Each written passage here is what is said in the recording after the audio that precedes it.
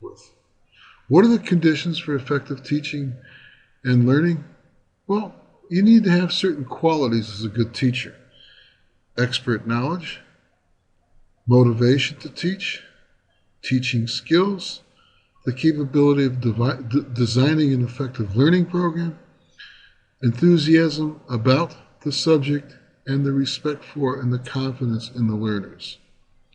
These are very unique characteristics that not every good worker has who has been promoted to become a manager, to become a supervisor.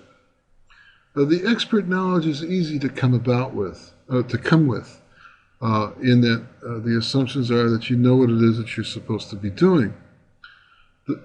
Being motivated to teach is value-laden and also something that requires a good and effective skill in terms of wanting to help others. And one author who you were not required to read talks about educational supervision and in the aspect of a form of a helping relationship. And here, the helping relationship is that of your staff person. A high level of teaching skills requires understanding how adults learn. What is the best way to motivate people? What is the best way of getting work done through others? Designing an effective learning program, the key basics to that would be to understand KSA,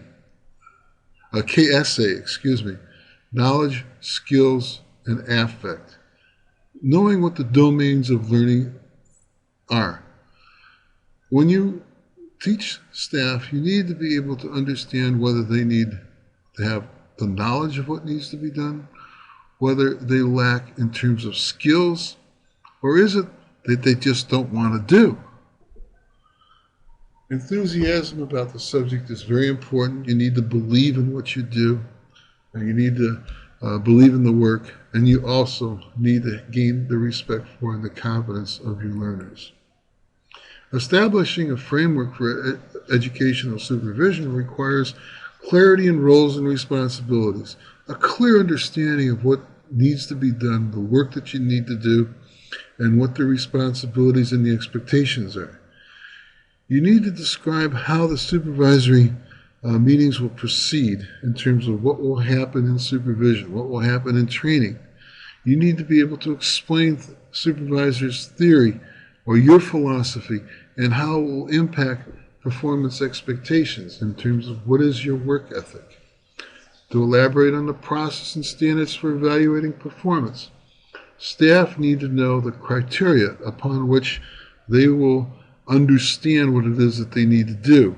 And there needs to be a procedure for giving and receiving positive as well as negative feedback.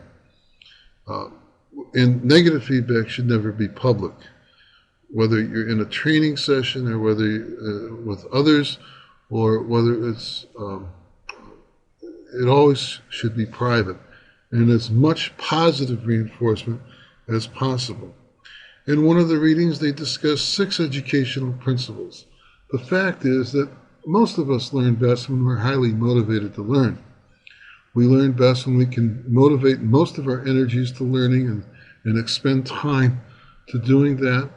When the learning is successful and rewarding, and that we see achievements and accomplishments, that we're actively involved in the learning process, what we're learning is meaningful and it makes a lot of sense. And if the supervisor takes into consideration the supervisee's uniqueness, not everybody learns the same way. Each of us have different learning styles, and each of us have a unique self. Historically, there are 3 different kinds of overlapping styles that have been identified affecting people's abilities to perform either successfully or unsuccessfully in either academic or non-academic settings. In our context, we're discussing the non-academic setting. These styles have been identified as the cognitive style, the learning style, and the thinking style. Learning styles may be characterized about how one prefers to learn. Thinking styles might be characterized about how one prefers to think about material as one is learning. Cognitive styles might be characterized by ways of recognizing or cognizing the information in terms of what it is that you're learning. Okay. In a nutshell, cognitive styles characterize ways of cognizing the information. Learning styles characterize how one prefers to learn about the subject, and thinking characterizes how one prefers to think about material. Sternberg and Zahn, for example, give a very good example of this with respect to the study of the American Civil War. I used this quotation in my dissertation. Learning styles may be used to characterize how one prefers to learn about the Civil War. Would one rather learn about it visually by reading or auditorily by lectures, or perhaps would one prefer an active form of learning, simulating it versus passive form, reading or listening to material about it? Thinking styles might be used to characterize how one prefers to think about material as one is learning it, or after one already knows it. For example, would one rather think about global issues or local issues? Would one prefer to evaluate what one has learned or go beyond what one has learned? Cognitive styles might be used to characterize ways of cognizing the information. For example, does one tend to be a splitter, seeing each battle as a distinct entity, or as a lumper, viewing many of all the battles as similar acts of war? Does one tend to impulsive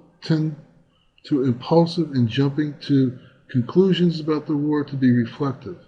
The cognitive styles tend to be closer to personality than the other types of styles.